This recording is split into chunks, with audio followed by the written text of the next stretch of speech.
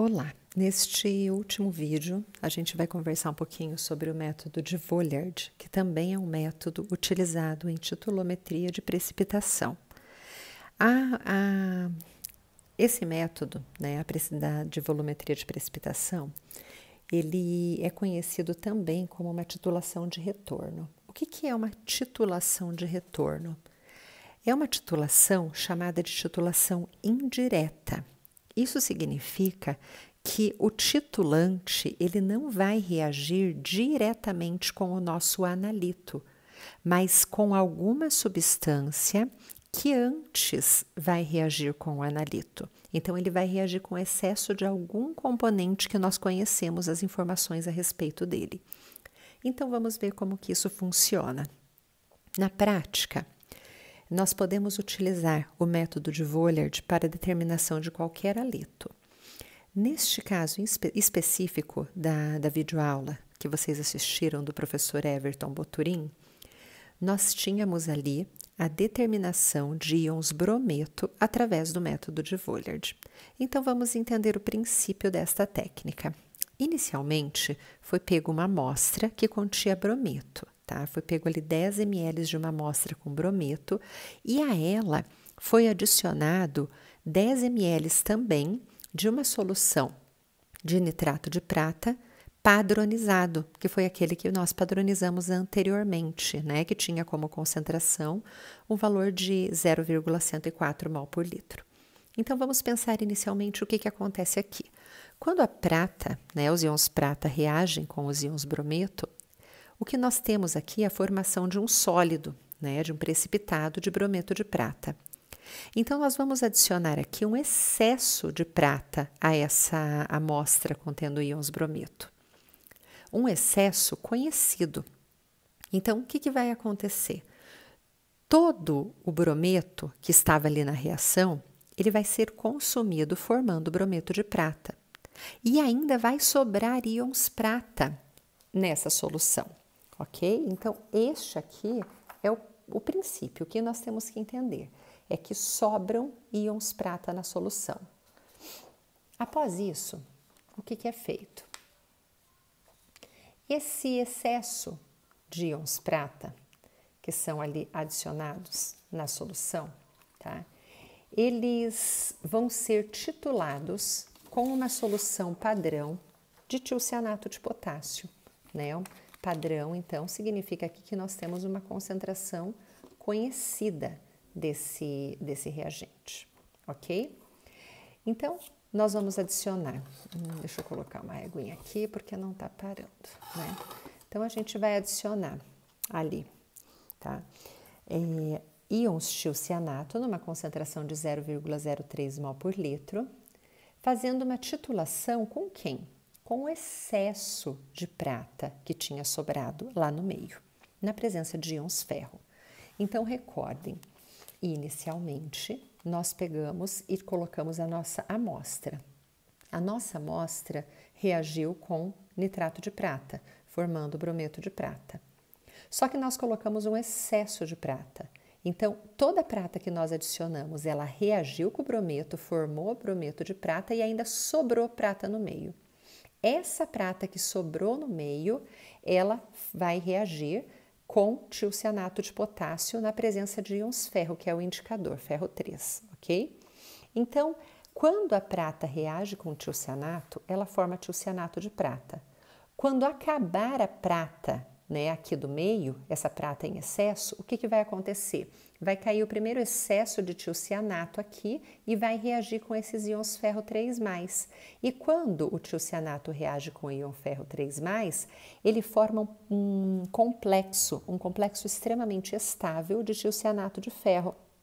Esse complexo, ele tem uma coloração marrom avermelhada. Então, este momento, nós sabemos que a titulação, ela chegou ao fim, ok? Agora, vamos pensar em termos de contas, Como que a gente vai conseguir calcular as concentrações envolvidas. Então, vamos lá. Inicialmente, nós precisamos pensar. Quanto foi adicionado de íons prata no início? Bom, no início, nós tínhamos uma amostra, 10 ml de amostra, e a essa amostra foi adicionado 10 ml de nitrato de prata. Esse nitrato de prata era uma solução padronizada a 0,104 mol por litro, ok? Então, a quantidade de matéria de íon prata é facilmente calculável multiplicando a concentração pelo volume. Então, nós temos aqui que, inicialmente, a concentração de íons prata que foi adicionada à amostra foi de 1,4 vezes 10 a menos 3 mol. Legal. E quanto de íon tilcianato foi utilizado para poder reagir com todo o excesso de íon prata na titulação, né? Nessa parte aqui, ó, tá? Nessa titulação aqui. Quanto de tilcianato, né, foi utilizado para neutralizar toda essa prata aqui que estava em excesso? Bom, para a gente poder calcular isso, nós precisamos saber qual foi o volume de tilcianato que foi gasto em cada uma das titulações, certo?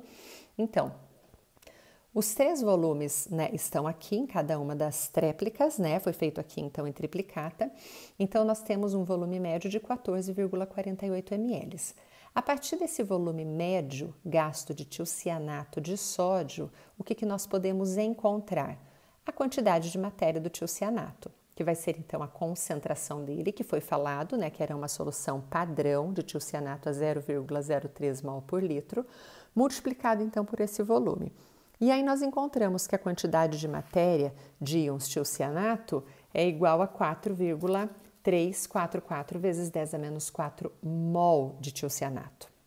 Como a relação estequiométrica entre tilcianato de prata é 1:1, né, então nós podemos afirmar que a quantidade de matéria de íons tilcianato é igual à quantidade de matéria de íons prata. Logo, a quantidade de matéria de prata em excesso é exatamente essa, 4,344 vezes 10 a menos 4 mol por litro. Ok, então se no início da reação nós tínhamos 1,04 vezes 10 a menos 3 mols de íon prata, que foi adicionado a uma amostra que continha brometo, e após essa prata reagir com os íons brometo, ainda sobraram 4,344 vezes 10 a menos 4 mol de íon prata, então nós sabemos que a quantidade de matérias de íon prata que reagiu efetivamente com os íons brometo para formar o brometo de prata foi do quê? A diferença entre elas, ok? E a diferença entre elas nos dá uma quantidade de matéria de 6,056 vezes 10 a menos 4 mol de íon prata. Acontece que o íon prata, ele reage estequiometricamente com os íons brometo em uma quantidade de 1:1. Consequentemente, a quantidade de matéria de íon prata é igual à quantidade de matéria de íons brometo. Então, qual é a concentração de íons brometo na amostra? Bom, uma concentração, né, a gente calcula com o número de mols em relação ao volume, né? Então, a quantidade de matéria que nós encontramos de íon brometo foi de 6,056 vezes 10 a menos 4 mol, enquanto no volume foi falado inicialmente que uma amostra de 10 ml de brometo foi analisada. Então, a nossa amostra de brometo, né, o brometo estava contido onde? Nos 10 ml aqui. Então, eu vou colocar aqui, né, a quantidade de matéria 10 a menos 3, né, de volume aqui só para passar para litro, e eu vou encontrar que a concentração do íon brometo, então, é 0,06056, que é aproximadamente 0,06 mol por litro, mas eu posso também transformar isso aqui em grama por litro, multiplicando pela massa molecular. E aí eu vou chegar ali numa quantidade de brometo de 4,84 gramas por litro. É isso, pessoal. Espero que vocês tenham entendido. Qualquer dúvida, podem entrar em contato.